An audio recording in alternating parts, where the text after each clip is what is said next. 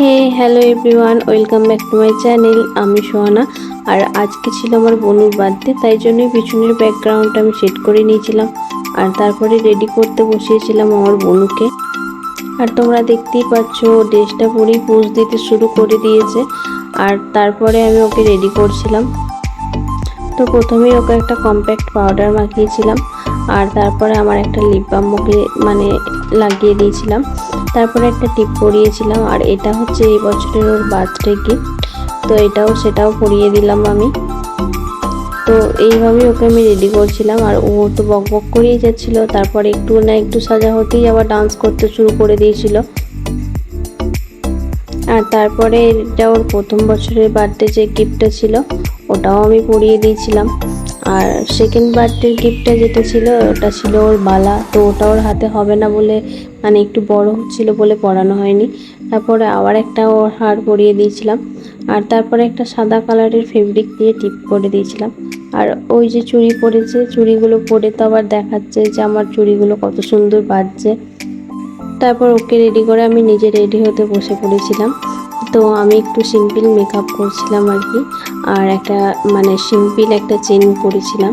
তারপর মাস্কারা কাজল আস্তে আস্তে সব একটু করে পরিয়ে নিয়েছিলাম। আর সেগুলোকে স্মার্চ করছিলাম। আর এভাবেই আমার মেকআপটা পুরো কমপ্লিট হয়ে গেছিলো। আর শেষমেশ আমার তোমার সব থেকে লিপস্টিক পরে নিয়েছিলাম। আর ওই যে উনি আমার পিছনে উঁকি মারছেন, কারণ ওনার সাজা হয়ে গেছে। আর এইটা হচ্ছে আমার ফাইনাল লুক। আর তারপর ওর বার্থডের এখানে চলে আসি। আর সব সেট করা হয়ে গেছিলো। তারপর শেষে ক্যান্ডেলগুলো জ্বালাচ্ছিলাম। আর ও একটু ভয়ও পাচ্ছিল। আর তারপরে ও হাততালি দিচ্ছিল, কারণ ওর ভালোও লাগছিল আর কি। তারপর সবাই মিলে এরকম করে আনন্দ করে তারপর ওর সাথে আমি কেকটা কাটছিলাম। আর ও তো খুবই খুশি ছিল, তোমরা দেখতেই পাচ্ছ। আর ও নিজেই বলে যাচ্ছে হ্যাপি বার্থডে টু ইউ। আর তারপর আমি ওকে কেকটা খাইয়ে দিচ্ছিলাম।